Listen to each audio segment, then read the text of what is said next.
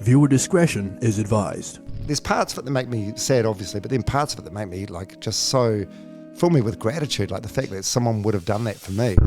Mandate. Welcome to Mandate, where we navigate fresh perspectives and nothing is off the table. Tonight's guest is originally from Levin, but for many years now resides in Tamaki Makaurau. He is a broadcaster and also a former radio DJ on the radio station The Edge on the Morning Crew, and also an avid author with 3 bestsellers. His books are called Bucket List of an Idiot and also Childhood of an Idiot. Running, a love story, but also very passionate about running and marathons. And in recent times, he's also started his own podcast called Runners Only. And so, yeah, it's a. Wait, are you reading this? No, not reading. I'm not reading. Spitting this off the top of your head. Top of the head. Top of the head. I thought there was like an auto cue. That's wow. You memorised my shitty book titles. Mate, hey, you get some good books. So, hey, bestsellers, 3 bestsellers. But also, he's very passionate about, like I said before, marathons and running. And he interviews a lot of people in terms of who share the same passion as he does. And so please put your hands together for the familiar voice, the man himself, Dom Harvey. There's a sound effect we don't need to. Yeah. Well, thank you so much. I'm a big fan of you guys, and when you asked me to come on your podcast, I was stoked and humbled. Your video content is next level, and your podcasts are great. And your guests have been great, and it's an absolute honour to be here, and I mean that. Oh, mate, thank you so much. We appreciate you coming out here, Dom. And same thing, likewise, your podcast is amazing.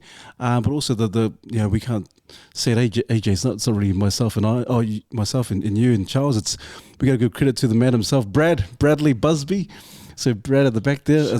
But hey, Dom, thank you so much for coming. If anything, before we kind of dive into the conversation, mate, how's life been after radio? Because I know you left 2021, but how's life been in terms of you kind of getting out of radio, and what's it been like in terms of, has it been a bit of a roller coaster, or has it just been something just been amazing for you? It's been good. It's been interesting in the respect that I did the same job at the same role at the same station for 20 years, and when you do something that long, you almost become defined by it in a way. So I'd make phone calls to people and for work and say, hey, it's Dom from The Edge here. So it was like, it would just roll off the tongue like that. So suddenly losing that bit of identity was kind of scary in a way, I guess, but also necessary and good. So it's been a bit of a journey of, I suppose, rediscovering who I am again, and and it's been really nice. It's been a really nice, pleasant journey. I'm still on that journey at the moment. Cool, because I can imagine it would be quite hard, Dom? Because you were in radio for 20 years and on The Edge for 20 years, and so how would just if you could tell us a little bit about the transition. Was it like easy for you to kind of step and say, you know what, it's time for a change, or was like, oh, I don't know, I'm just gonna jump it, just jump and see what happens? Well, I knew I wanted to. I've wanted to do a podcast for a long time, and I feel like it's one of those ones I never would have got around to doing because you're always just too busy. So it was good. I finished up, had like 5 or 6 months off, and we went into lockdown, which wasn't ideal. So I initially drank a lot and had a lot of late nights. Like when you do a breakfast radio show, I think to do it well and for a long period of time, you have to take it way more serious than what it probably deserves. So I was very disciplined. I was in bed by 9 o'clock every night. I couldn't have more than like 1 or 2 glasses of wine on a weeknight. I'd never go out for dinner with friends, unless it was like a 6 p.m. sort of dinner. And I had very strict rules like that. And you become quite sort of isolated in a way. It's like, you have like Friday night, Saturday night friends, and that's sort of about it. So it's been nice. Re-establishing friendships and not being a slave to the alarm clock, I guess, in a way. Cool, man. Yeah. Awesome. Yeah, that's awesome. You mentioned, excuse me, about having to take it quite seriously and being really disciplined. Is that something that you kind of had to learn on the job, or have you always had that kind of personality, being disciplined? Mate, I reckon it's probably me, to be fair. Like, there's a lot of people in radio that don't, and I've worked with some of those people and I got frustrated, so that's more a me problem than a work problem. But it's like, It is one. No, it's one of those things. Like, it's a performance-based thing. So, yeah, the ratings get taken very seriously, and you need to perform. And if you don't perform, like, the spotlight's going to be on you, and you might lose your job. And it's the only thing I sort of knew how to do. So, I took it real seriously, and it's quite funny because I suppose that anyone that listens to the radio, it's like if we're doing our job well. It should sound like we're having a good time and it's fun and it creates a good vibe for the people that are listening. But actually a lot of work goes into that. A heap of work. And I'm not just talking about our radio show, like whatever you may listen to. My girlfriend who I met in January this year, so she's never known me as the guy for the radio. We were in the car driving, and I won't say what radio show we were listening to, but they were just talking about, I don't know, just a lame story. And she was like, when you were on the radio, like, did you tell lame stories like that? And like part of me laughed because I know the guys that I was listening to, and I was like, oh, stink. But I was like, yeah, you got to understand. It's like anyone that's doing a radio show, it's like you talk after every song. So there's going to be a lot of crap content in there. Not everything can be a home run or a six or smash it out of the park. Wow, man. Because I can imagine, Dom, because like you said, I think you mentioned it earlier, on radio, you can be like, okay, it's kind of like performance. You have to kind of perform, and you have to kind of, I don't know, do you have to put on a persona, or, do you have to like act like someone else, or, but were there times in radio where you feel like, man, this is not who I really am? Was there ever a time like that? 100%. Yeah, 100%. You start to, especially when you do it that long, because you have like, it's almost like a character role thing in a way. So there's 3 people on most breakfast shows, and you can't, like, if say the TV show Friends, you couldn't have 3 Joey Tribbianis. You need like clearly defined characters, and radio shows are the same. You can't have 3 people with the same opinion because it's just not going to work. So you do have to take a stance, and I suppose my role was to like poke the bear a little bit. Oh, Dom, he's the guy that says what everyone's thinking. But I still have to own it, even though it was like a character to a degree. I was still saying those things, so you got to own it. Wow. With the podcast now, I can be my complete authentic self, and I don't have to. I don't have to have like a that sort of mask of bravado on, or be a jackass or try and piss people off.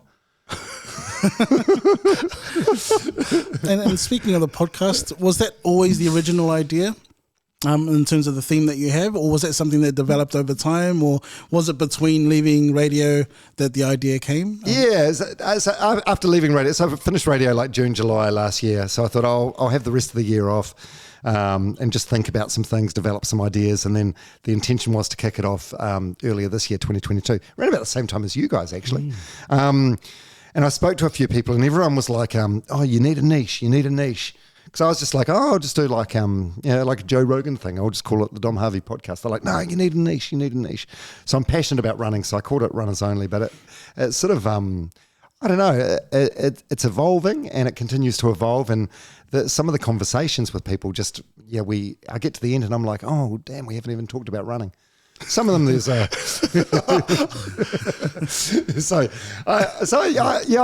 don't know. I'm pretty much like you guys in that in terms of media, like the podcast platform's a fairly new sort of thing, and we're all sort of navigating our way through this uncharted territory in a way. Yeah, but I'm loving it. I'm intrigued by it, and I want to do it well. That's so cool, man. That's so cool.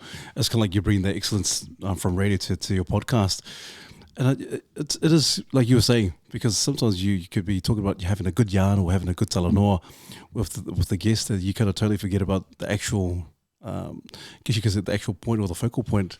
But I think the cool thing about the podcast, like you're saying, Dom, is that some of the content that comes out, as people can be quite vulnerable. I think we talked about earlier on that people, for some reason, they kind of pour out their hearts while they're guests on podcast.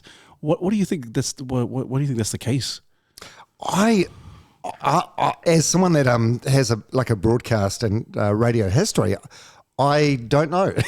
And I'm trying to figure that out because it's like on radio, like you would have someone in for an interview or a conversation and you'd have a chat with them and then it's out there and it's gone.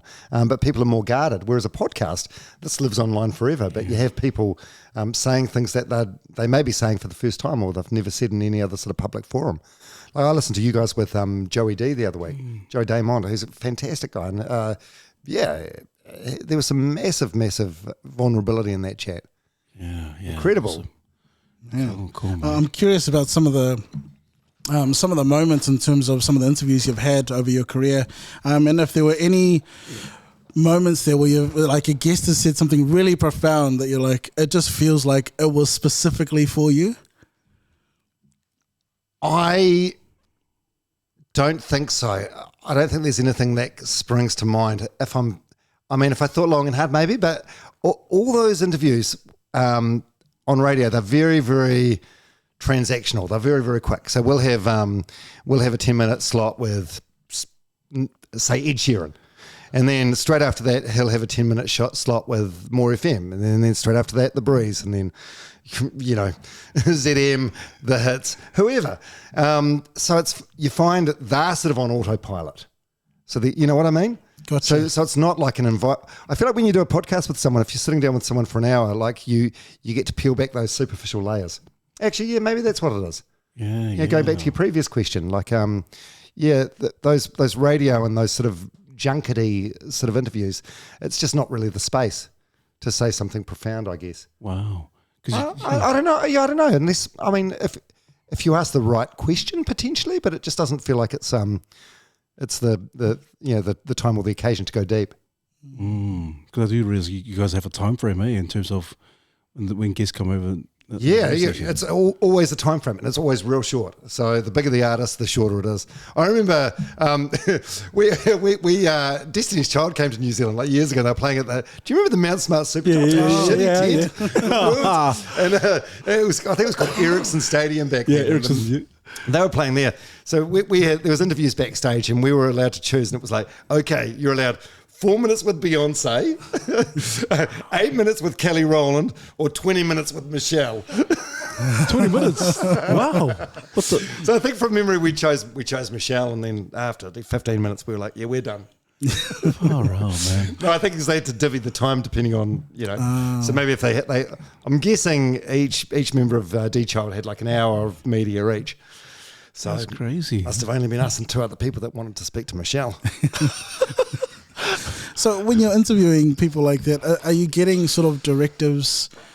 Because I suppose like you kind of want to be memorable, but then there must be an agenda of things you want to ask and promote. How is it in terms of finding that balance and having a say, or is there a no say and you just kind of... You often get from the publicist in advance like a list of things that you're not allowed to talk about. So say you were talking to Chris Rock, the publicist would be like, okay, don't talk about the slap. And so the funny thing is, the thing that they always say don't talk about is the one thing that everyone wants to know. Yeah, everyone was asked. So my job sometimes was to try and sort of like sneak that in and bring that in. And often it would result in the publicist coming on saying, interview's over, guys. But sometimes that made it quite funny. I don't know. Oh. But it's nice being in a space now where I don't, like it never feels good when you go home from work knowing you've pissed some people off. Are you sure, Tom? I don't know. Sometimes it felt okay, but then I'll be sitting in the corner of the shower crying, and I'm like, oh man. I'm glad you kind of. I guess you say this, it's kind of a bit of a segue, Tom, because. You piss people off, and sometimes it could be potentially, but also with your running in the marathons, because I know in terms of mental wellness and mental health, there has to be a massive part of of you and your mental stability. Yeah, absolutely. So I say to people, like for me, I understand running's controversial. Like it's not for everyone. A lot of people hate it, maybe because you were made to do the school cross country or whatever, and you've got bad memories of that. But running for me is sort of where I found my peace and clarity. And I say to people, like, maybe running's not your thing, and that's cool. But I think any sort of physical exercise, will give you that sort of benefit. So I just encourage people to get out there and get moving. Yeah. I mean, I love it. Like running's it for me, but for someone else, maybe it's, I don't know, maybe it's tennis, maybe it's walking, maybe it's touch rugby, whatever. But any sort of movement, it's just good. It's quite funny, because it's like for the last maybe 100 years or whatever, everyone's known about the physical benefits of exercise. But it only feels like it's the last 10, 15 years that people are starting to talk about the benefits exercise has from the neck up, which seems remarkable, eh? Man, you're right, because people have been exercising for years, and now it seems like it's kind of like it's very, very popular now. People want to exercise, and now mental health, tied in with mental health and the physicality, it's something that's kind of rejuvenated again. I think what you're saying with the running, and so with the running and so forth and the marathons, were you playing sports before then? Was there something else you were doing? Were you playing rugby, or was just running? Was just seemed like nah. I was so uncoordinated as a kid. I was terrible. I loved cricket more than anything, and I was just terrible at it. Terrible, and it was devastating because you want to be good at it. And then you go there on Saturday morning and you get out for a duck every weekend, or you may manage to luck 1 or 2 runs, and that was it. And then I was shit at bowling, so they just like the coach, who was someone's dad, just put me on the boundary to field. So I could legit go a whole game of cricket on a Saturday morning without touching the ball once. I just wasn't good at it. Same as rugby. They just put me out on the wing because I was just no good. So I sort of gravitated towards running a bit when I was school age. Just because it was a solo sport, and you do your own thing, but I was never fast or good at it. And then when I left school, I stopped it immediately and got into radio when I was 17 and had a fabulous time in my 20s. Just eating shit food, drinking a lot, going out with my mates Thursday, Friday, and Saturday night, sort of thing. And then I got to 30, and I was just I was just kind of miserable. Like I didn't like the way I looked. When you stand naked in front of the mirror, like I didn't like the person. I didn't like the way I looked. I didn't like the way I felt. So I started running because I remembered from school it was a good way to lose weight. So that was the only reason I started. And I'd go for like a 4K run, then stand on the scales and be like, oh, how did I not lose any weight? Wow. So you spend like 10 years like eating potato fritters every day, drinking whatever you want, and then you expect to lose it like that. But I kept at it, and then after a while I just sort of, and I didn't even realize this had happened. It just happened so gradually. I stopped obsessing about the weigh-in, and I didn't even weigh myself anymore. And then over time, I just, I felt good mentally, so I wasn't worried so much about the physical. And then the physical just came along eventually. Oh, man. But it was a real slow progression. But now it's like, if I go for a few days without doing some sort of movement, then I just feel ratty. I just don't feel the same. Yeah. Wow. I'm curious about that transition from like enjoying running and that journey, and then going like next level marathon, because that's a serious commitment. So I'm curious about that transition of what that was like in terms of mentally for you to think, yeah, actually, you know what, I'm going to give this a go. Well, my mum's 71 now, and she's a marathon runner. She always has been. She still runs marathons now. So when your mum does something, you're like, well, if mum can do it, right, of course I can do it. So it never seemed like it was going to be that hard or that impossible for me. But it's only when I did my first one, it was like, oh shit, mum's pretty special. But there's I don't know. I like the mental challenge of it, and I like the I suppose when you finish your very first marathon, you cross that finish line, and you have this feeling that anything you can do in life, anything you put your mind to in life, you can achieve. Like you feel that invincible at that moment because you've done something that's physically, it's pretty out there. And I like there's some parallels between like marathon running and life that I really like. It's like, you go through dark patches and then it gets light again. But if you just keep putting one foot in front of the other, you will end up finishing. And it's kind of like that when things get tough in life, it's, everyone has dark patches, and you just have to keep moving, keep moving forward, one foot in front of the other. Wow, just keep at it. Well said, Dom, because it is the whole premise around Mandate is about encouraging and inspiring other men, especially during the hard times. So I can imagine, and I'm just speculating, as to why you're running and so forth, and it's great for you mentally and also physically. Like, has there been a time in your life where you just feel like, life just sucks at the moment? It's just too hard, man. It's just I don't feel like running anymore. I don't feel like running today. Thankfully,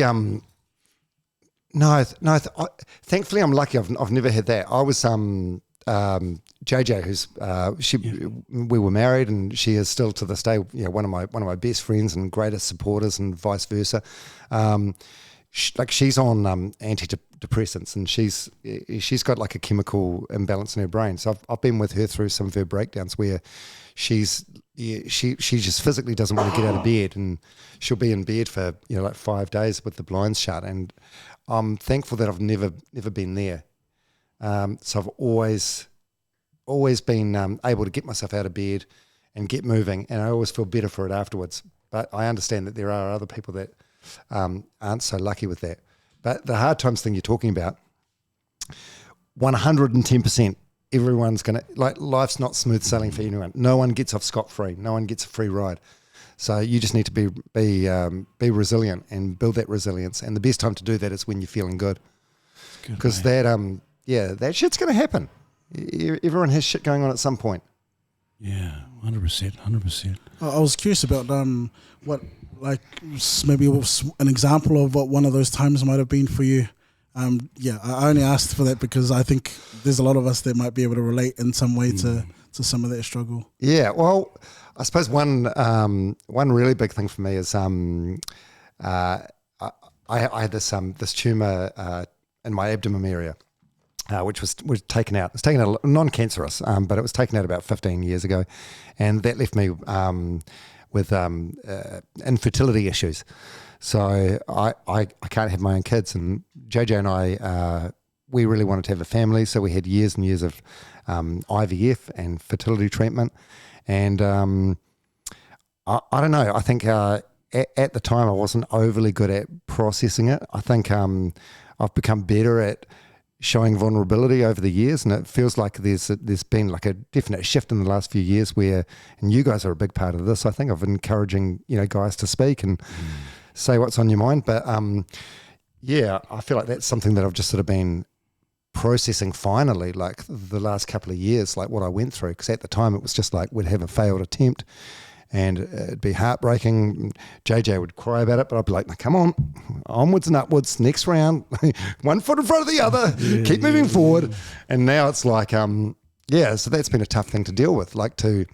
I'm 49 now, and I don't know, you grow up with this vision of how you see your life sort of playing out. And the second half of my life, I always saw it with kids, and then maybe grandkids, and just the richness that comes with having your own family. And now I have to adapt to having a completely different looking second half of my life, one that doesn't involve kids at all, which it's not all bad. When I see when I go around to a friend's place and I see their little finger marks all over the flat screen TV, I'm like, oh, that's not my TV. That's my place right now. Literally, TV's got a gumboot thrown in it, so there's like one stretch that's just been all blacked out. So, yeah. So it's pros and cons. So I guess you always want what you can't have. So if you're sitting at home and you've got 5 kids and you've got toys everywhere and broken shit and smeared muesli bar on your sofa, you're probably like, oh man, I'd love to be like Dom and live in a sick bachelor pad with no kids. But then, I don't know. Yeah, you just want what you don't have. But that's been a big thing for me to process, and it's been hard. And since then, JJ and I, we've broken up, and I have still like just a massive amount of like guilt and shame about that, because she she never really necessarily like wanted kids, but she wanted them because she knew how bad I wanted them. So even though it was a male fertility issue, she had to do most of the hard work with that because it's just how fertility treatment works. So I feel so bad that I was like so, I don't know, single-mindedly driven and pushing her into that, and she did that for me, and we're no longer together anymore. It breaks my heart just thinking about it, but it's it's humbling at the same time. And I've got so much gratitude for what she put herself through for us, even though it wasn't ultimately successful. Yeah. Oh, mate. Man, thank you for sharing that, mate. Mate, sometimes I can talk. Sometimes if I dwell on it for long enough, I don't think I cried during my 20s at all. Now, if I'm sitting in my car and I'm just driving along and I'm on my own and I sit on a thought like that, like something that makes me, there's parts of it that make me sad, obviously, but then parts of it that make me like just so fill me with gratitude, like the fact that someone would have done that for me. That can make me tear up, mate. Like just happy tears, which I think is awesome. Yeah, mate, and even for you sharing that, mate, that's some deep stuff, Dom. Because we can only imagine, AJ, like because I got kids as well. Yeah, how many have you got? I got two kids. What are their ages? One is 17 and one is 12. Right. So yeah. Oh, second one unplanned. No, actually, that one was planned. The second one was planned. And so it's funny story, Tom. We got married straight away. In my mind, it's like, hey, you know what? Married, you know what? We're gonna spend some quality time together as a couple, and we could have kids. Probably the next 5-6 years, mate. First month, mate. Straight away. What the hell? So hey, man, hey, please, blessing in disguise, man, blessing. But yeah, just go with what you're saying and sharing, mate. It's hard because I do. Part of me kind of feels bad, like, oh, mate, just listen to what you're sharing, but you can't deny your resilience, mate. And for you, just say, hey, you take the good off the bad, and still kind of still be upbeat about life. Because for some guys maybe very well be listening to this, okay, how does Dom do that? And they might be going through the same situation, Dom, and like, how do I go through this? How do I overcome this? And it is because how it is. Yes, a lot of men like, oh, hey, family, we're gonna have kids and all that kind of stuff, grandkids, and not be able to have kids. Like, man, that's that's for some people that's a dream. Their dreams are dashed. But I love that you just hey, you take life and you just, hey, this is the way it is. This is the cards I've been given, and and move on. But I think that's like that with everyone. With things don't always work out the way you plan, right? And you just have to be adaptable and grow that resilience. I mean, and it's not. I mean, it is what it is. It's not the worst thing ever. But it does scare me a little bit. It's like, I don't know. Like I see my mum now, and she's in 70s and early 70s, and she's all over Facebook, and she's just so in touch with her grandkids, and it's like a big part of her life. And it's like, when I'm that age, what's gonna keep me going? Do you know what I mean? Like if you don't, what do you have? Just a few mates in the retirement village? Yeah. It's quite, from a selfish perspective, it's like, who's gonna wipe my ass? Not that it's any guarantees your kids are gonna do that for you. Yeah. Oh man, Tom. Man, thanks so much for sharing that. I just sort of reminded of just quickly, me and my wife, when we got married in 2010, we'd been, same thing. We grew up in a big family of 8. So Bradley's my brother. So we grew up together, and it was always a thing to want to have kids. And I found that my brothers were having kids, and I'm the oldest, and we weren't having kids. And it took us 9 years, and on the verge of divorce, because our whole thing was like, we're married so that we can have a family. And if we couldn't have a family, it was the only thing that my wife ever wanted. She just wanted to be a mother, and I felt like such a failure that I couldn't provide that for her. And so I had tried to encourage her to give up on the dream, because I busied myself with stuff so I didn't have to think about it. And I wanted to replace the guilt and the shame of not being able to have kids by just going out. And whatever career path I choose, I'm going to go and be the best at it, because that would in some way make up for the fact that I couldn't give my wife this one thing. Yeah. And it was really dark times for our relationship, and even now I look back and I feel so bad, and so it still eats away at me a little bit, and so I just have moments where it's like it never truly goes away. You just get better at sort of fighting it, and so I don't know how much of that relates to what you're going through, but it's very similar. So do you have kids now? I have kids now, so I've got 2 kids now, a 3-year-old and a 8-month-old. Did you steal them at the mall? No.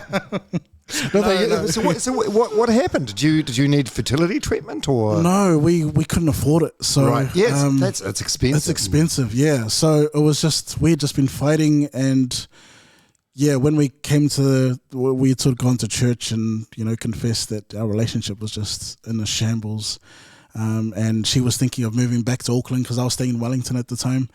And we were thinking of calling it quits, and then the news came, and she found out she was pregnant, and then everything changed.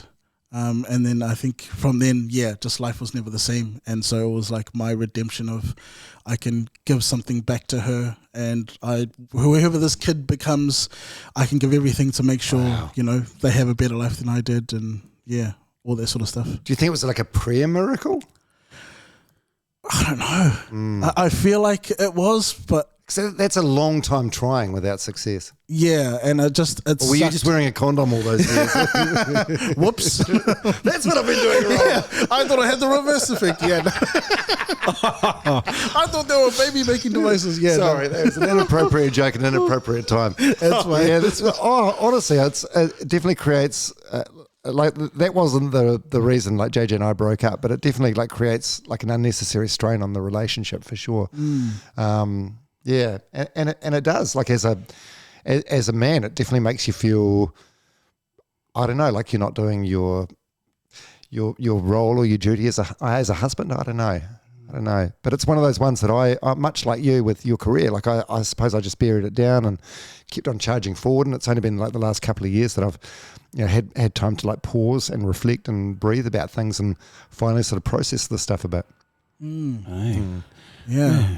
It's funny because I think for a long time I sort of felt like I deserved this, like I must have done something horrible in my childhood that I was being punished for. So I know there was a lot of self-blame, and I think religion, growing up, moving from religion to religion or not having religion at all kind of made it a bit murkier. But I think taking the time out to seek help and decompress a little bit, reflect and unpack some things really, really helped. Yeah. Wow. Yeah, it's cool. Oh, yeah, that's all he can say. Well, Mr. Silver Bullets here. Yeah, we were married for 8 minutes, and boom. Hey, mate. Very nice. Hey, mate, props to both of you. Props for both of you for sharing that, because this is the first time I've even heard this, Dom. Yeah. Like I know Jay and then. For some time now, but hey, Jay, I didn't know that, mate. So bro, just hey, props to you, man, for just sharing it. Yeah, I appreciate that, and I wouldn't consider myself religious at all nowadays, but I was born and raised like a Catholic, and there is still I resonate with what you're saying, because there's like still a huge amount of like that thing they call Catholic guilt. So there's things that you just feel guilty all the time about things. Which is it's a big burden. It's a heavy burden to carry. It is, and especially as men as well, Dom. Like you were saying, sometimes when as men we're kind of there's a thought of, hey, you got to be warriors, you got to be strong, you got to be tough, and also there's also this vulnerability now, and that's quite popular to talk about our emotions, which is good. But also at the same time, and what are your thoughts for both of you? What are your thoughts in terms of, obviously men are now beginning to talk and share and be vulnerable. But do you think there's such a thing of being too vulnerable? What do you reckon, Tom? Jay? Oh, that's I don't know. What do you mean, like oversharing? What do you mean exactly? Yeah, sometimes we kind of share, and we become quite sentimental, and we get emotional, and we start to cry, which is cool. I think there's nothing wrong with that. But I don't know. I think there's I kind of crossed my mind, like, are we getting a bit too emotional, or are we? Is there a fine balance of, okay, let's be vulnerable, but also, let's still be men. Yeah. Yeah. What are your thoughts? I don't know. So I went to an all boys school. I went to Palmerston North Boys High, and you would never show any weakness at all, because any weakness, any vulnerability you show will be weaponized against you when you least expect it. Yeah. So you'd just have your walls up, you'd be staunch. And I suppose to a degree I carried that through my radio career as well, because, there was like trolls and listeners could text and mean things. So anything you say could be used against you. But so I feel like my walls are still quite high. So I know the importance of being honest and being vulnerable, but I still think I personally have a long way to go. But yeah, I don't know about other. I think about conversations I have with some of my best friends, and it's like we can spend hours, just having a few drinks, talking absolute shit before we get to any real talk. That's true. So I feel like, I don't know, in my friends group, I feel like there's a long way to go before we're like, okay, that's too much vulnerability. I don't know. What about you? I think I'm always cautious mainly for my wife, but I'm pretty open about my struggles. I feel like because for ages I buried them, it wasn't until I learned to acknowledge them, I think, was the biggest thing, because I was in denial for most of my life. And so opening up and just talking to people, I think I really have nothing. I don't know, I've always just seen myself as like, I've got nothing to hide. There's nothing people would want from me. So there's no harm in me being vulnerable. But the only thing I would be cautious of is, if I'm details with kids and my wife now. But anything about myself, I feel like I'm pretty open about it. Although on platforms like this, there are times where in my mind, self-edit. But I think when I hear people like yourself just open up, I can't not share. Like, it just touches my heart so much that I feel like I have to share a part of myself and just let the guests know, or whoever's shared their part of them, to know that I've taken that on myself, and it's really touched me, and I love it so much so that here's a part of me in return, and I'm completely okay with it. Yeah, I think it's a good, I think it's a good thing, and it's kind of like a transaction in a way. And there's probably lots of like young people listening to this podcast that'll think, oh, if these guys can do it, then I can do it as well. Yeah. And it sort of starts that conversation. I don't know. I don't know. Yeah, I think you bring a good point, Dom. I think there's a long way to go in terms of.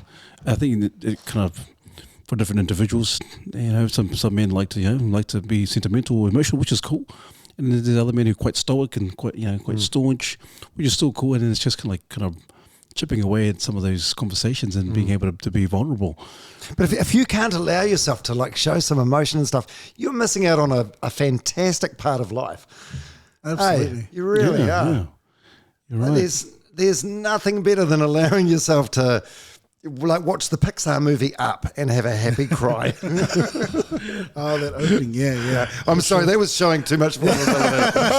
That was... Dom, you crossed the line, Dom. Oh, but when the lady dies and the balloons on the house, it's very sad.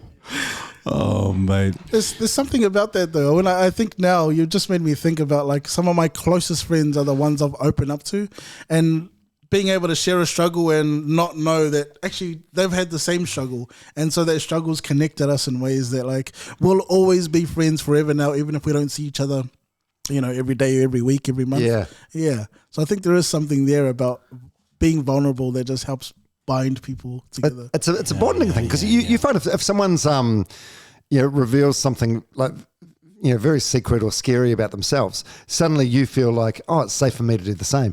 So if you're in a friends group where no one's doing that, maybe it's up to you to try and be the courageous one and get that ball rolling, which is bloody hard to do. But you know what? It takes a massive set of balls to do that. So it doesn't mean you're weak or anything. You're actually showing strength. Yeah. I absolutely agree. You can be in the midst of all these friends of yours and kind of, you want to share something. Some of us might be going through some stuff and we're too afraid to kind of share because the boys are going to go home, either laugh at you or kind of mock you. But you're right. It takes a lot of strength to say, you know what, I'm going for some crap right now. I'll just throw it out there. And then you see it, because I've seen it before, Dom and Jay. When you actually share or be authentic, it just kind of breaks down the walls. And the guys, and the guys feel like, you feel like you're giving them the freedom to say, oh, yeah, I'm going through some stuff as well. Yeah.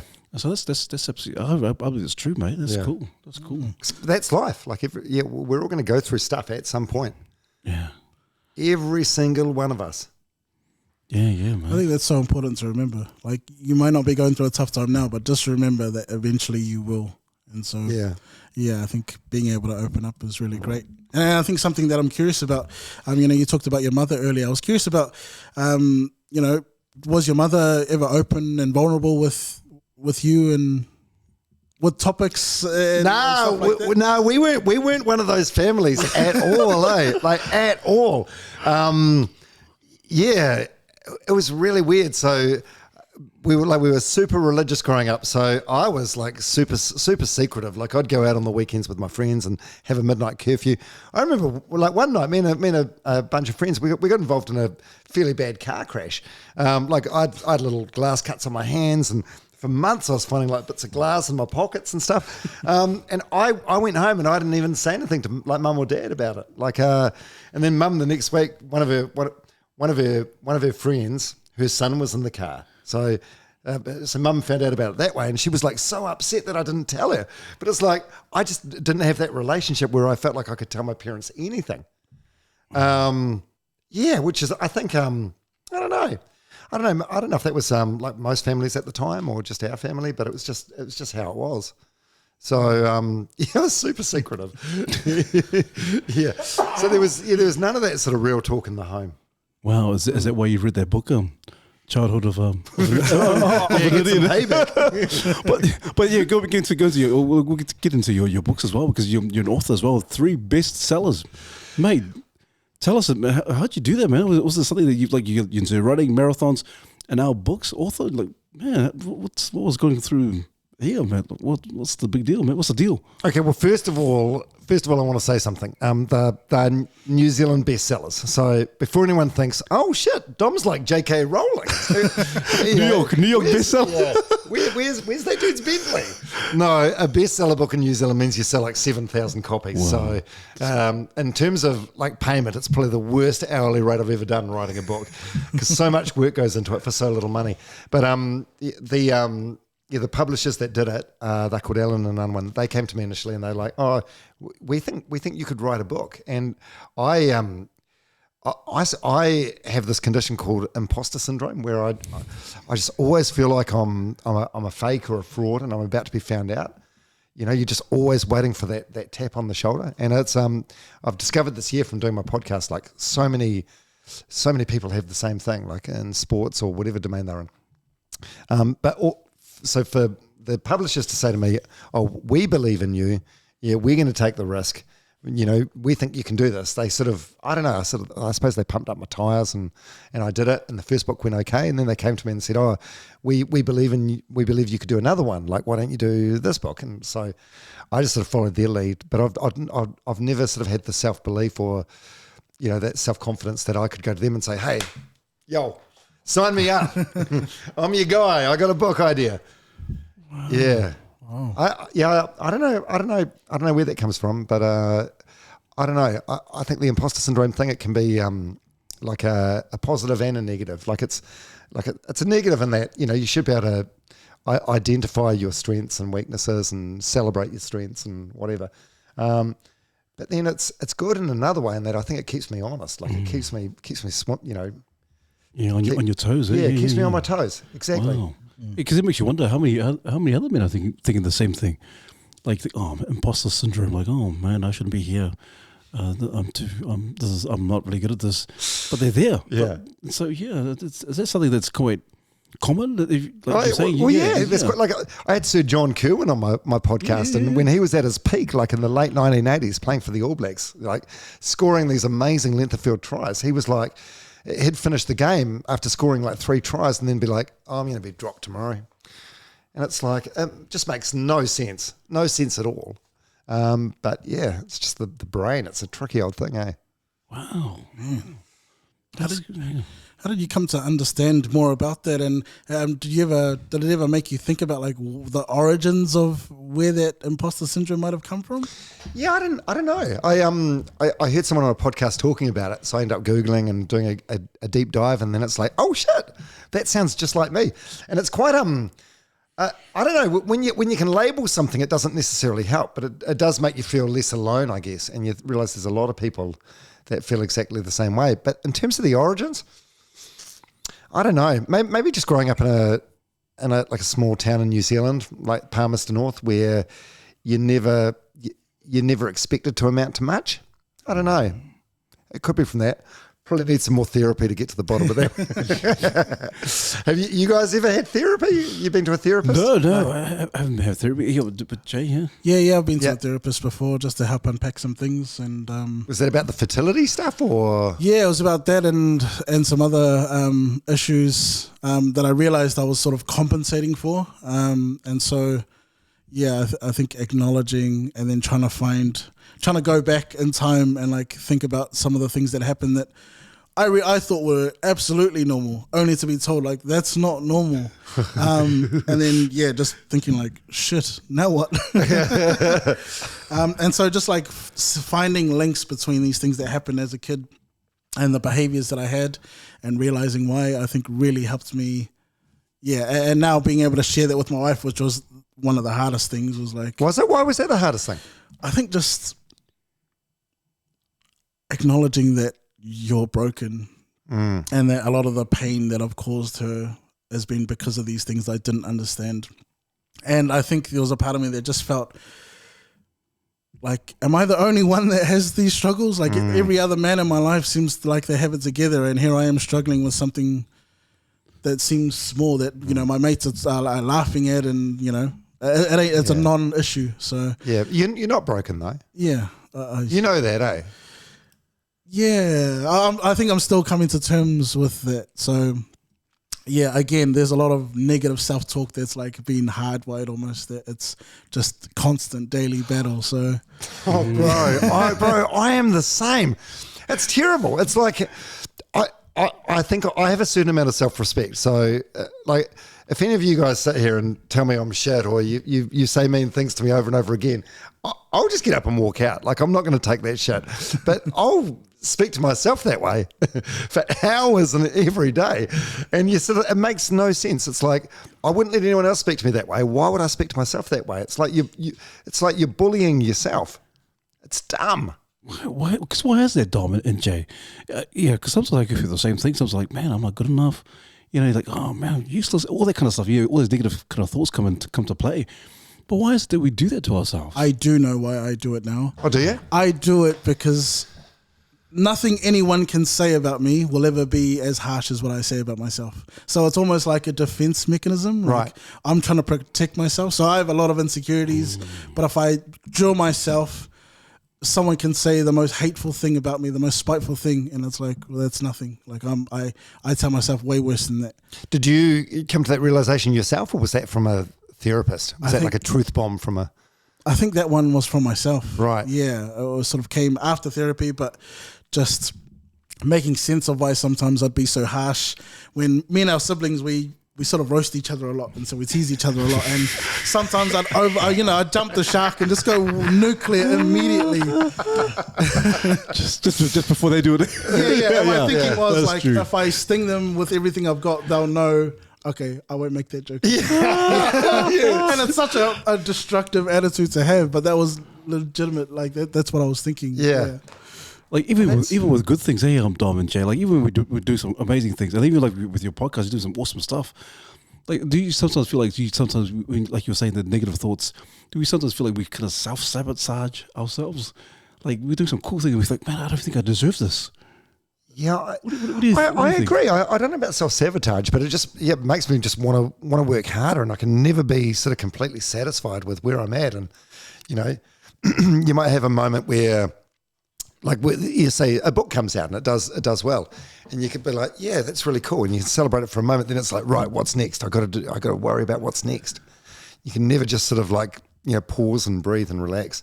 So that's what the last couple of years have sort of been I've been on a bit of a journey trying to figure that out. But yeah, there's a lot to figure out, eh? But therapy's good, eh? It's like a personal trainer for your brain. So you've been taking therapy as well? Or I haven't been for a while, but I've had maybe half a dozen sessions with a therapist, and going there for the first time, I was shit scared. And when I left after that first session, I was like, why was I so fearful of that? It makes absolutely no sense. It's really cool. It's just basically someone listening to you and someone that's on your side. Like they don't listen to the situation and go, well, you're in the wrong here. You're a piece of shit. Yeah. They make you feel good, and they just actually give you a different way of looking at things, which you may have never considered before. That's why I asked if that was something you came to in your own realization, or if it came from a therapist, because that felt like a therapist truth bomb. Yeah. I don't think I would have gotten it without the therapy, but Right. it was long after. Yeah. Thanks for sharing today. Yeah, no, that's awesome. It's been awesome. Yeah, it's been cool. I think it's just been awesome hearing and just not feeling, just feeling Nothing judged familiar or- and just safe. I think. Yeah. It's been cool to talk about it. I'm not wrapping this up though. We're no, just no, getting no, warmed up. no, I just yeah, wanted to no. acknowledge that. Yeah, no, that's cool. That's cool. I just love what I love that you're saying before, Dom. Like sometimes you feel that, because you've been on radio for so long that you start asking questions, which is cool. And, Oh yeah, I did that. but I think it's cool. But I think it's cool because we're actually having a cool conversation. Yeah. So it's not like it's pre-planned or anything. It's just organic, and we're just kind of talking as a bunch of men and brothers. And so your books, your marathon, and the running and so forth. What in the podcast? What do you see in terms of the future? What kind of is there any other projects in the pipelines? Dom? I don't know. I've never been fantastic at goal setting, like coming up with a 1 year plan, 5 year plan, 10-year plan, or whatever. I just have faith that if you work hard and you're constantly working hard, then things just sort of manifest and happen. So I don't know with the podcast journey I'm on. I'm the same as you guys. I've got no idea where it's going to end up or what it's going to lead to, but all I know is that it feels right. And it feels like a good thing to be doing. Okay, what was obviously it's in terms of longevity. And so what's the hope, Dom, in terms of the podcast? Like surely you're like, oh, this is what I hope. This is what I want to see. Oh, I'd love it to be a massive thing, like the Joe Rogan of New Zealand sort of thing, or maybe lead to I don't know, like some TV stuff or whatever. But I just feel really good in the here and now that I'm having these really good conversations with really good people, and they're going to remain online forever. Because through all my years in radio, we did some good stuff, we did some bad stuff. We did some very bad stuff, but it's none of it remains, which is a blessing for the bad stuff and a curse for the good stuff. So it's nice to have like a body of work now that's going to remain online and have that longevity. So a year from now, 5 years from now, 10 years from now, someone can go back and listen to that interview with Mike King or John Kerwin or whoever. It's cool. It's so cool. I love that, and I love that we're on the same journey together. Yeah, for sure. It's cool. You got I mean, you guys are next level compared to me. Like I'm filming shit on my iPhone using a selfie ring. You guys have got like massive lights here and cameras, and it looks like Pornhub headquarters. It's the tinfoil dogs. So what is the plan for you guys and for this? Same thing as you. Longevity, definitely longevity, and like you're saying, you want to capture something for the long term that people can come back. The young men or the next generation can come back to it and go, "Wow, I didn't realize that." Oh, so they were going through the same thing. Like you said, now the men of today are still going through issues, the same issues that prior or years ago, or even centuries ago, that people are still going through. Men are still going through, and so. If we can capture some of those awesome conversations and like how to and be able to relate to some of those issues, how beneficial that would be for the next generation, man. Like, oh wow, Dom did this. Dom said that. Wow, I could actually go through this. I could actually kind of conquer this or surpass what's all the negativity in my head. And so, the hope is that we continue to go and continue to encourage others and inspire other men out there. AJ. Oh, it's great. It's great. Well, so what about Pacifica Men? Is talking a thing, or are you supposed to be more sort of staunch? It is. It is. it- Well, is it a cultural thing, or? for me personally, Dom, because my dad was typical kind of Pacific man. He was quite not staunch, but more kind of stoic. He didn't really express a lot of emotions, and it's, you didn't hit the high five, son, and give me a hug, son, love you. It wasn't like that in my household, and so but I knew he loved me. There's love, and you know that he worked several jobs and all that kind of stuff. But he didn't really, I couldn't really have a conversation with Dad in terms of what was going through my mind, if I was feeling down, or puberty, all that kind of stuff. We didn't really have that conversation. And I think there's, like you were saying before, there's a journey, there's a bit of a work to do in terms of our men, and not even just Pacifica. A lot of men in general find it still hard to kind of to communicate the emotions or what's going on in here, especially when they're going through some tough times. It's really hard because I think a lot of men they do want to speak.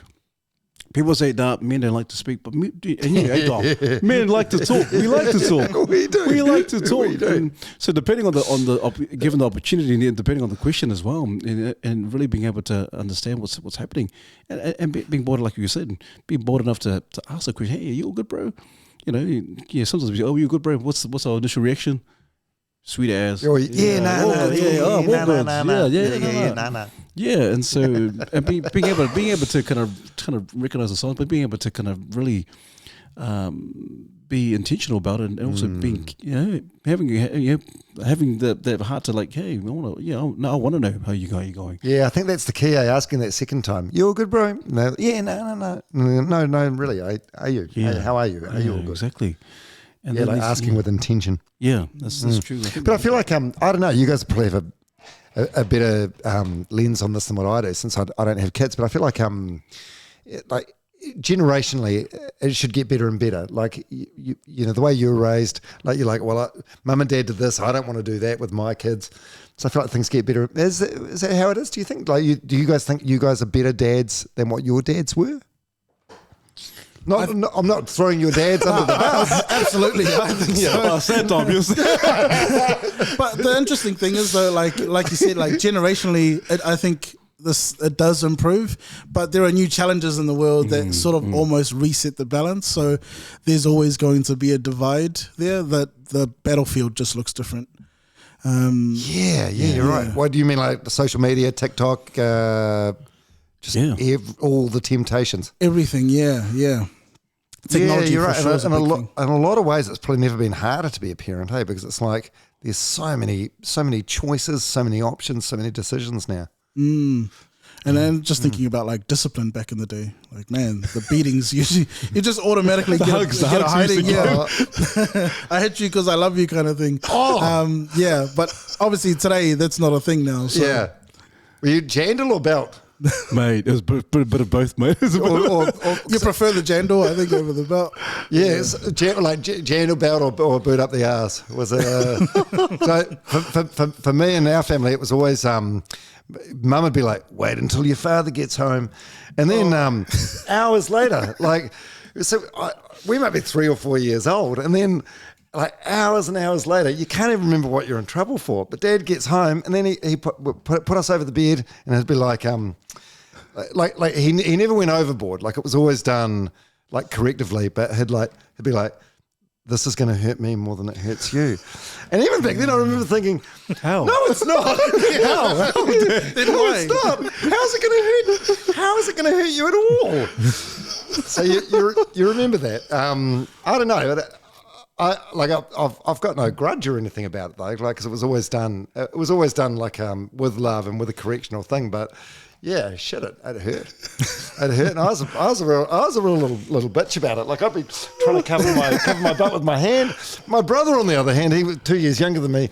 Had to look back and just give my dad the evils, and he goes, "You don't scare me." Are you serious? Like, yeah, my little brother. He was like possessed. Did he get a worse beating after that? I feel like he probably did. Like, wouldn't if your dad's standing there with the belt, wouldn't you take it as a challenge? Like, oh man, you get some kids like that. This sounds so familiar. It'll be a bit of both though. Sometimes it's like, if you're like sort of jerking out of the way, then it's like, nah, you're getting another one until I get you properly. Oh man, yeah. so Yeah, true. whenever Mum did it, it was only ever like Mum would normally be like, "Wait until your father gets home." So whenever she did it, it was just because she was at that tipping point, like she was in a rage, and she'd just like grab a wooden spoon or whatever. She snapped so many of those things. Like if you flick it right, you get it good, but otherwise, it's just gonna snap. Oh, man, Tom. Oh man, it's crazy because you're bringing back some bad memories, Dom. You make me feel vulnerable. Yeah. No, it's cool. I think it's a cool conversation that we're having in terms of our own upbringings and so forth, and also kind of are men vulnerable? And are we able to talk and are we able to communicate? And why is it that we're not able to communicate more so than our counterparts, our ladies? And it's something that will evolve and kind of the walls kind of breaking down. Yeah. But I love the fact that we we can actually have this conversation. Because I think in a few years prior, I don't think we'd be able to. Not really. And it's true what you said. It's funny that being in a podcast, you feel like you're able to share, and it feels like I don't know. Is it because we're creating a safe space? Or is it just you just feel like we're having an intentional conversation and we all kind of feel safe, or do we just? Because what is it, Dom? Because you're podcasters, right? We're podcasters interviewing podcasters, and so it must be different. You're like being on the other side, like, oh, these guys are interviewing me now or talking to me now. Yeah, I feel like you hit the nail on the head when you said it's like a safe space sort of thing. But I mean, the good thing is, like, I just met you guys like an hour and a half ago, and we've had this chat, and so I feel like after this chat, I feel like we could be like friends for life, sure, because it feels like we've just immediately, and we had to do this out of necessity because we're talking into these microphones doing a podcast, but we've broken down those superficial layers, which as guys often takes maybe like 10 meetings with another dude to do, But you can only talk about the Warriors so much. Don't talk about the Warriors. Next year's our year. Next year's our year. Yeah, we had the Mad Butcher, the Superman Butcher. Oh, mate, he's a crack up.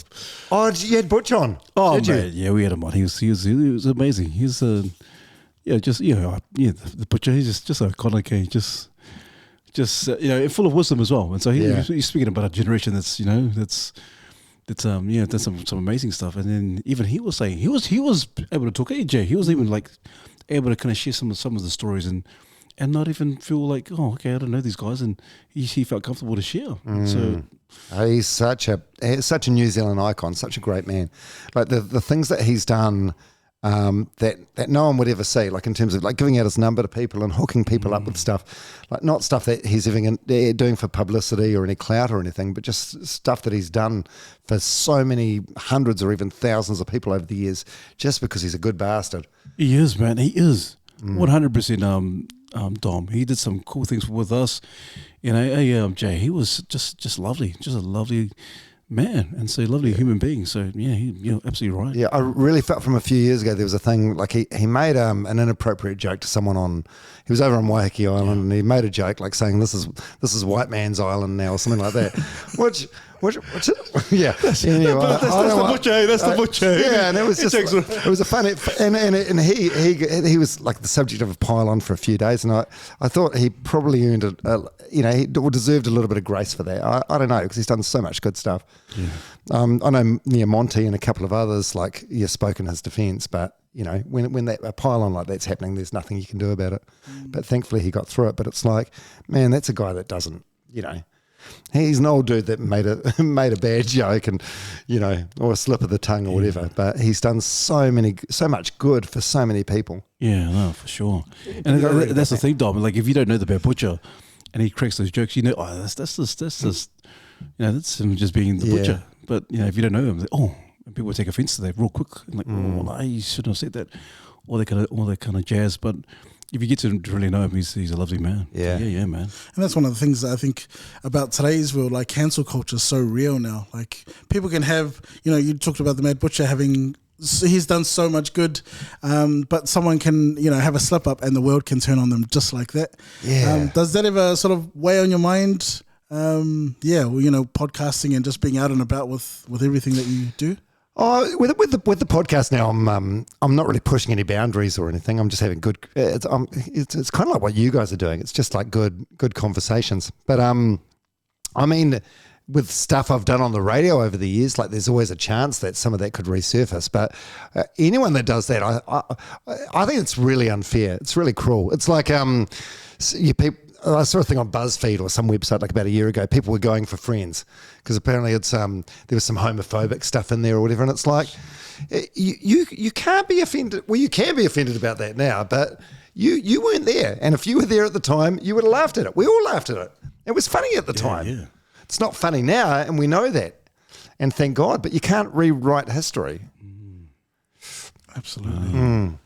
I just think that context is so important, and people just it is. Like just remember that at the time. It's not getting the full context, and then people kind of jump. Like obviously we do snippets as well, but when people just troll for the sake of trolling and just kind of getting a glimpse or just portions of the actual conversation, it's like, oh mate, have you seen? Have you listened? Have you watched the full context? But people just, I don't know, for some reason people just like to. I think people like being outraged. Hey, it's like there's an empowerment they get from being offended.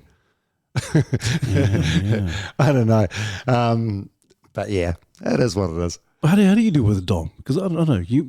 Obviously, I'm assuming. Do you get some people who just jump on the podcast and just start trolling you and say, "Hey, this is"? No, I'm lucky with the podcast so far. It's been nothing but love. It's been awesome. It's been positive. But when you're on like a big mainstream nationwide radio station, it's definitely a thing. Yeah, you have to be so careful. But no, the podcast space, it's good. It's cool.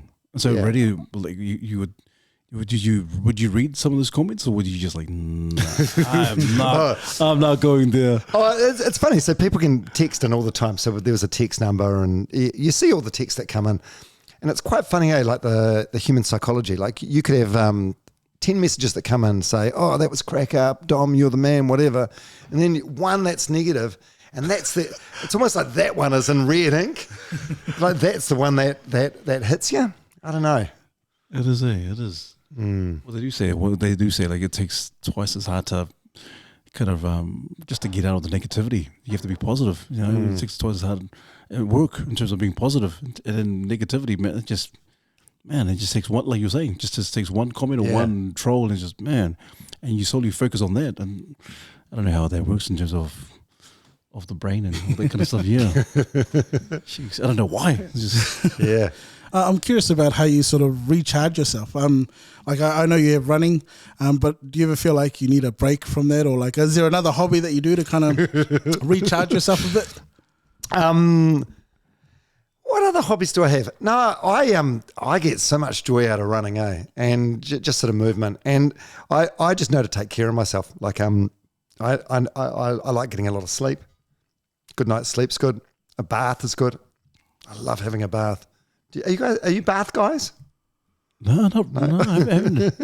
I think it's quite weird. I reckon I'm like 49% female. I love when you're in the bath though, it's amazing to relax. I mean, I have got to pick the moments. So when the kids are asleep and there's time for it, the bath is way more relaxing. Oh yeah. With kids, like I suppose there's always noise, and you can't even go to the bathroom without dad. But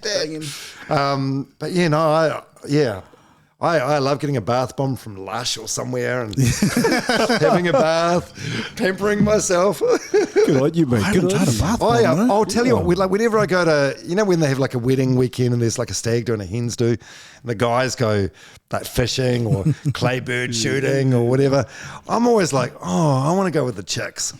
I want to go to the day spa. I want to have a hot stone massage. Is there a deeper reason why you would like to go with?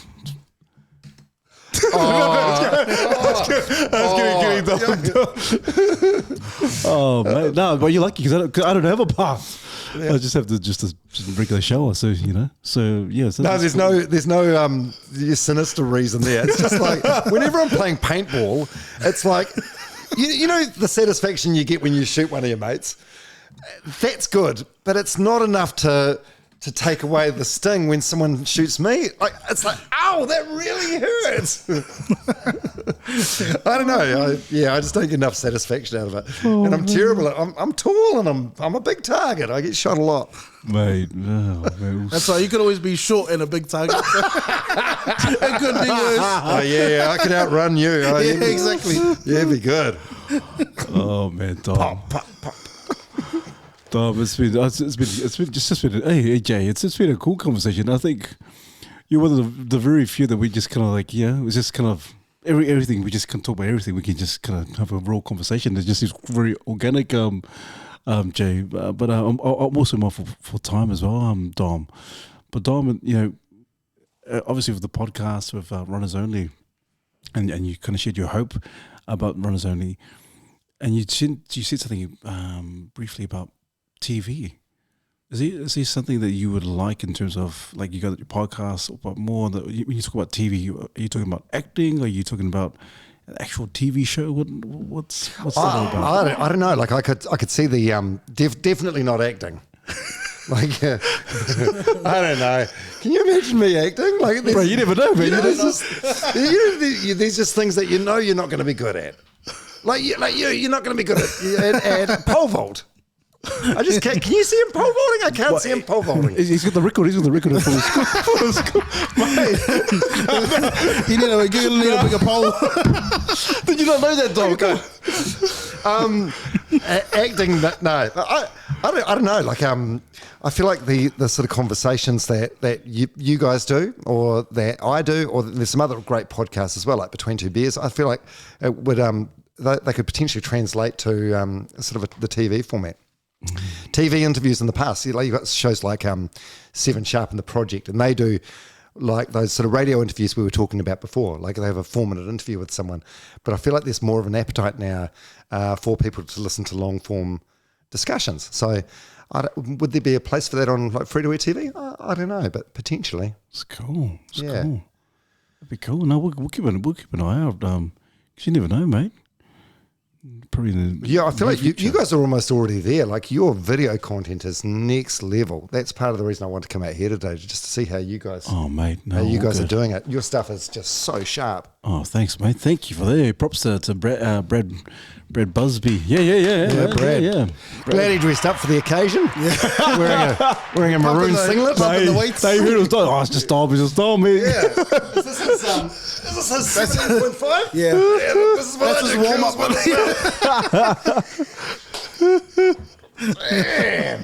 Oh, shoulder press. Mate, that's some form there, Dom. Some form there. But Dom, is there like a guest, like obviously with the podcast, is there like a guest, like a dream guest that you would love to have on your podcast? Like, this person would be awesome to have on the Runners Only. Yeah, I'd love to like get to the point where I can grow and I can like get out of New Zealand and get some more like international people on. In terms of a wish list, I don't really know specifically, but just the bigger the better. But I feel like you have to earn your stripes. You have to like crawl before you can walk, and you have to grow it, and you have to get it there. Yeah. No Olympians, no marathon runners in. Eliud Kipchoge, who's yes. the world's the great. He's at his peak at the moment. He's the greatest marathon runner of all time, and it's such a nerdy sport. Like, I'll watch a marathon when it's on TV. No one else will. When was the last time one of you bastards got up in the middle of the night to watch the Berlin Marathon? I can remember, mate. Like, I understand. Like, in terms of sports to watch on TV, it's worse than golf.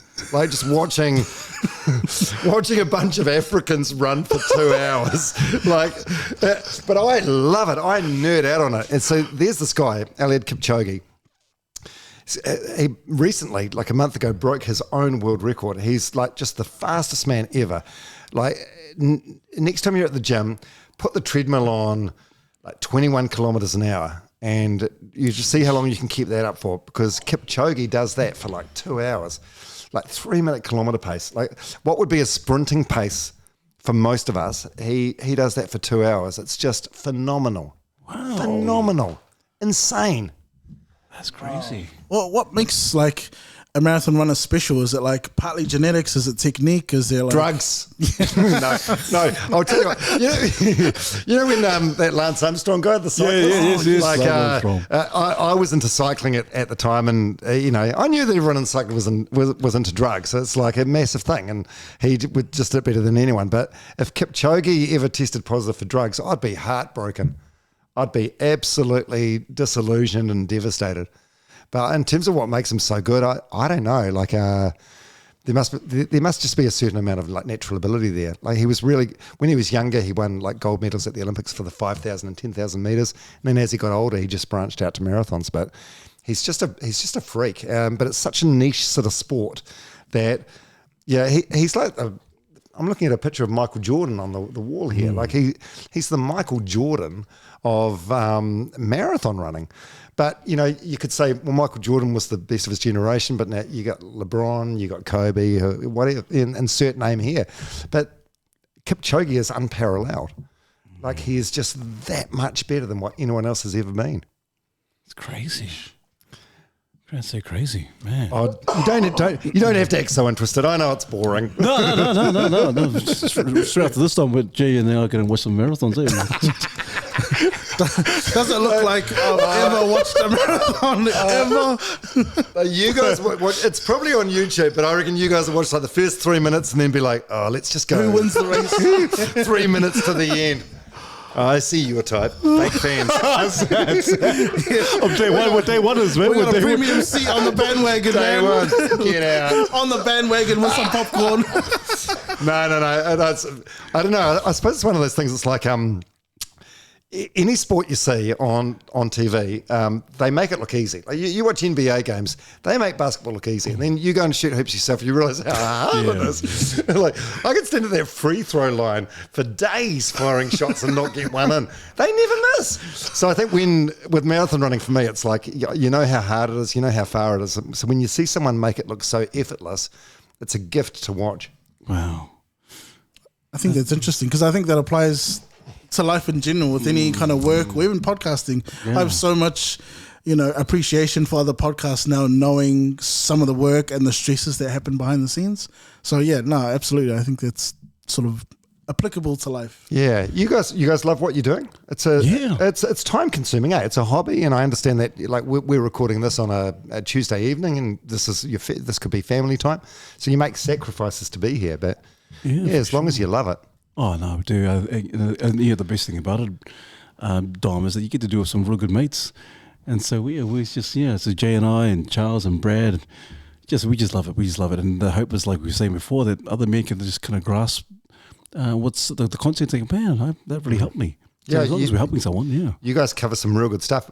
Where is Charles? Nice of him to turn up today. Not a fan of the old Dom. Tell him. Charles, look at the camera. Call him out. Yeah. Call him out. Oh, Charles, where are you? Too good for us now that you've become king. Oh man, Charles. He says his apologies, and so he's Probably out running.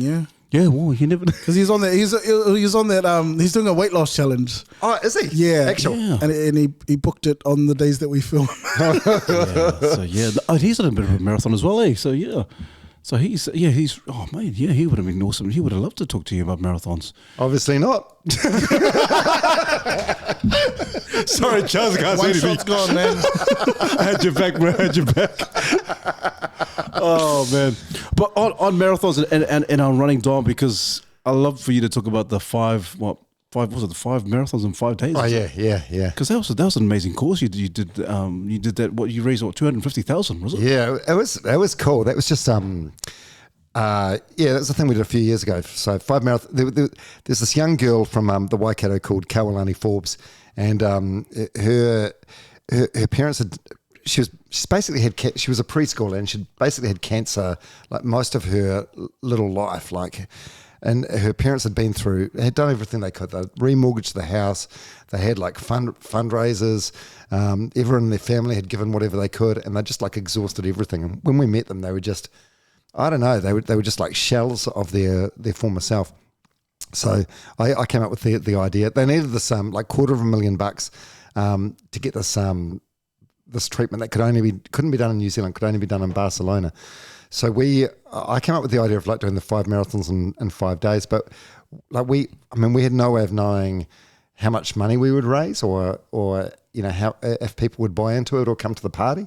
And it was very slow in the beginning, but by day 5, the 5th marathon, like it started snowballing, and they got exactly the amount they needed, like $250,000. And I'll have a link to that family forever. Like and the treatment has been successful. Like she's still alive. She's got massive health complications. Like she's had so many operations, but she's still here and she's still alive. And it was just humbling. But I mean, I was the one that did the running, but that was a big team thing. That was the big team at the Edge, and also the people that listened to the Edge that sort of like bought into it and donated money, because 50,000 of that came from there was a big donation from ANZ Bank, who came in on the last day, but the other 200,000, it was, if you look at the Give a Little page, it was mainly like $5 here, $10 there. So that was just like the Edge listeners coming together as a community and helping out this family that they didn't know, other than like little sound bites and stuff that we'd played on the radio.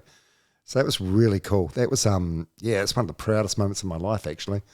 That's incredible. And it was shit. It was the most rewarding thing. It really was. So day 4 of the 5, that was in Hamilton, where the family's from, and it was a wet day, and it was a cold day, and it was misty, and it was the most boring route. It was just like loops of the Hamilton Lake, which is about 5 k's, so it was punishing. And then when it finished, there was a local high school that have got a link to the family, and they came and performed a haka for me, and it's the only time in my life I've ever had that. I think it's the only time in my life that I'll ever do something that's worthy of that, and I'll never forget it. There's just things like that. The haka, someone came and gave me some like beads of courage that they made up, and there were just things like that, like little. I'm not overly sentimental, like with material possessions, but like those beads of courage, like that's something I've got in my room and I see every day, and it's just humbling. It's so nice, and it was such a cool thing to be part of. So there's like some dumb stuff we did on the radio over the years where you offended people, sometimes deliberately, sometimes not, and I'm not overly proud of that stuff, but then there's things like that, and it's like, that was cool. That was a good use of the radio platform. But you can't do that all the time. Like, you don't want to listen to a radio show where they're asking for money all the time. Mate, that's incredible, man. That's incredible. Just so what triggered that? Was it just because you just felt like, was it off the cuff, or was it like just like, hey, I just need to do something? Well, someone brought the family on our radar because they were on a TV show like maybe Marae or Te Karere or Sunday or something, and they showed us this clip of the family, and I was like, shit, man, we got to try and do something. And I came up with the idea to do the running, like 5 marathons in 5 days. And I had no idea if I could physically do it or not. And I told my boss at the time, and he's like, that's cool. If we start and you can't finish it, we'll manage it somehow, and everyone will understand. But it's amazing. It's one of those ones that was like physically it's very, very hard. And every day when you start running, it's until your body warms up, it was bloody hard, and physically and mentally. But I came to the realization, when you're running for like a higher purpose or something bigger than yourself, it becomes possible. Like if I was doing it just as a personal challenge in lockdown, I think I would have like pulled out after day 1. I'll be like, day 2, nah, I'm good. Yeah.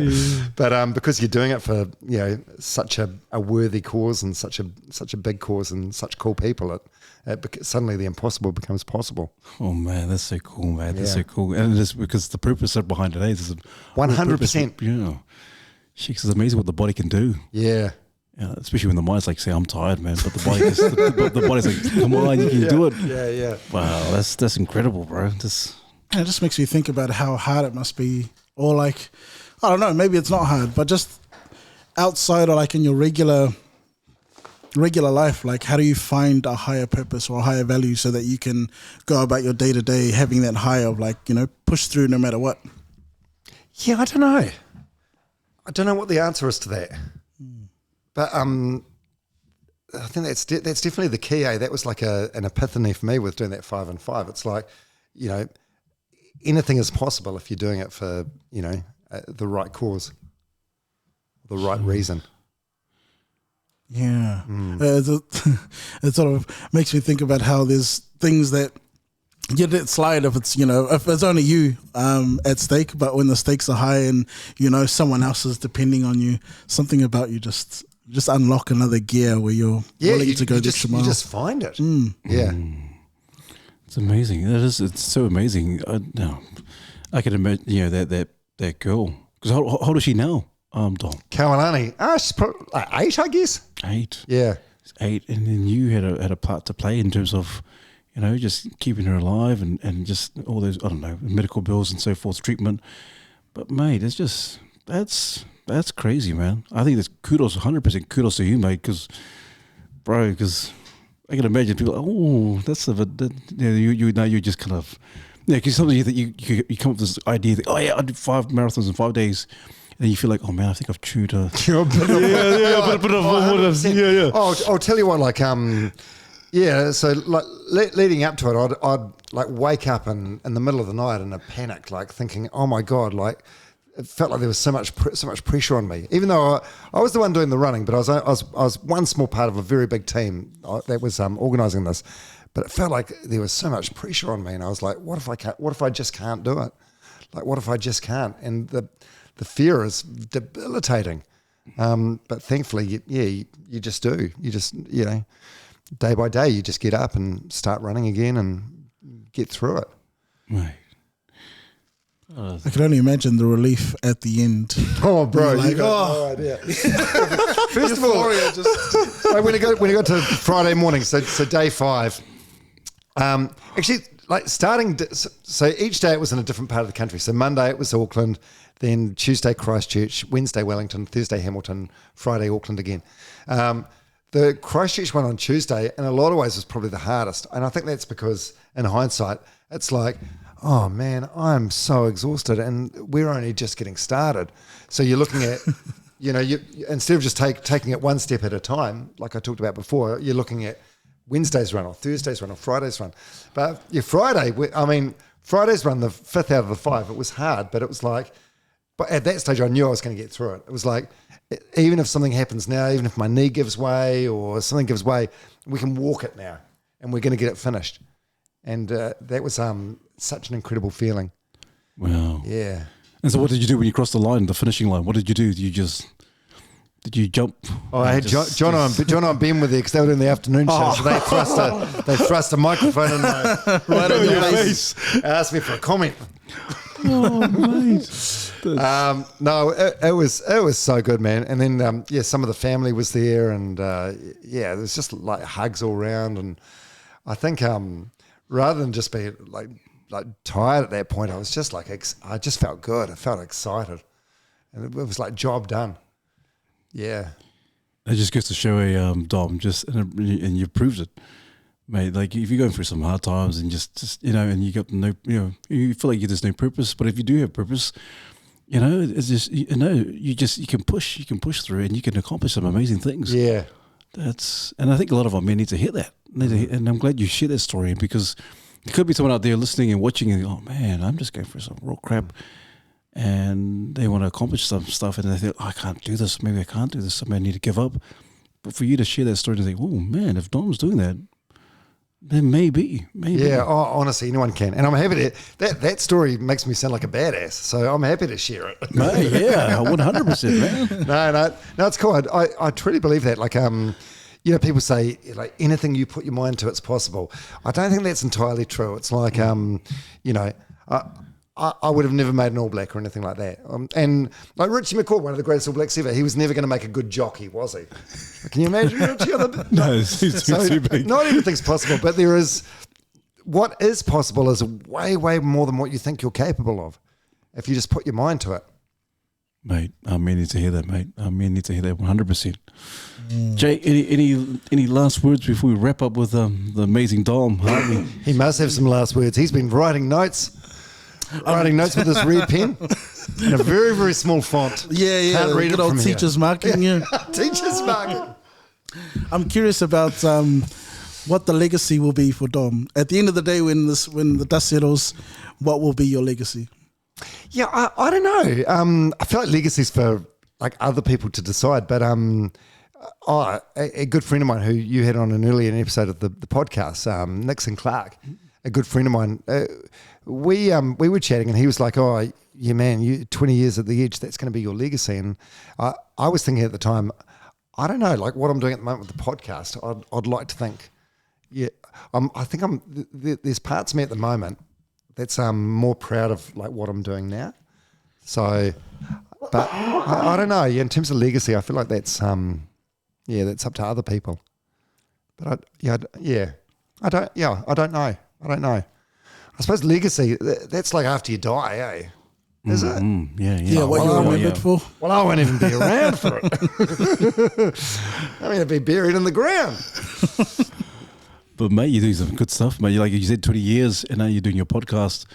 I think if anything, you're really influencing a lot of people, regardless of if people think it's bad or good. Mate, you're influencing, and I think if you're runners only, there's a lot of positivity there, and a lot of like you said, there's a lot of love. People are loving it, and so if anything, your legacy is going to be one of, I'm just kind of speaking into existence like this. It's going to be very positive, Dom. And so, well done, mate. Well done, also. Maro, love it, so full, so man. Thank you so much. But hey, Dom. Did I just get called Uso? Yeah, man, you're Uso, man. I've always wanted to be someone's Uso. Man, you're Uso, man. You're Uso, man. I want to call people, like when the barbers I go to, like I want to call them I just don't feel comfortable with it. I don't feel like it's my word to use. Mate, use it, man. You are certified Uso, man. Absolutely. Yeah, 100%, man. My Uso. Yeah, man, Uso. So you get Uso, you get Doko, you get Docs or Us. So hey, that's you, man. You're a certified Uso, man. So also every guest that comes on, we always give them a gift, a bit of a caricature or a bit of a sketch. And so the same thing for you, my friend, my Uso. This is for you. He's gorgeous. Mate, thank you so much, Dom. It's just been a cool conversation. I love it. I love it. It's just one of those conversations that we're able to have as Usos, as brothers. And, mate, it's just a plethora and a wealth of experience and knowledge, man. So, man, 20 years.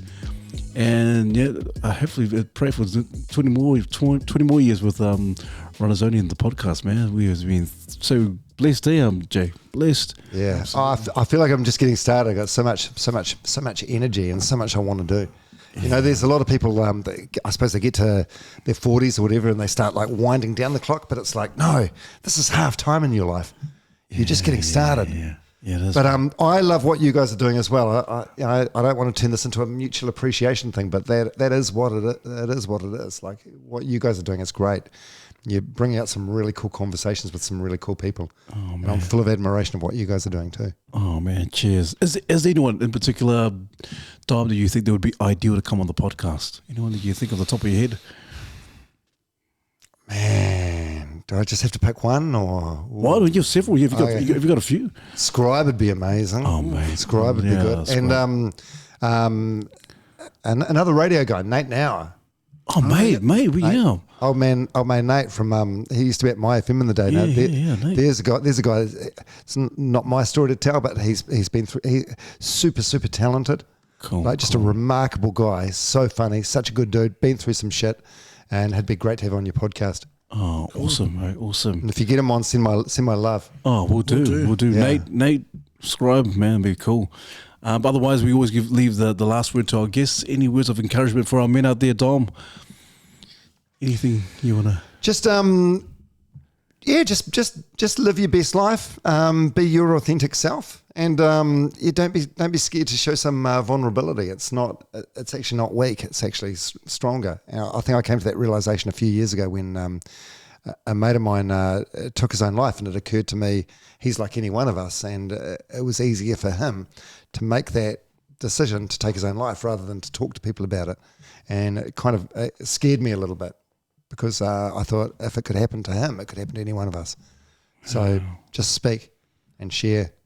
And I feel like you guys are paving the way in that. Oh, you're doing cheers, a great job. Man. Thank you also. That's okay, Docs. Oh, I'm getting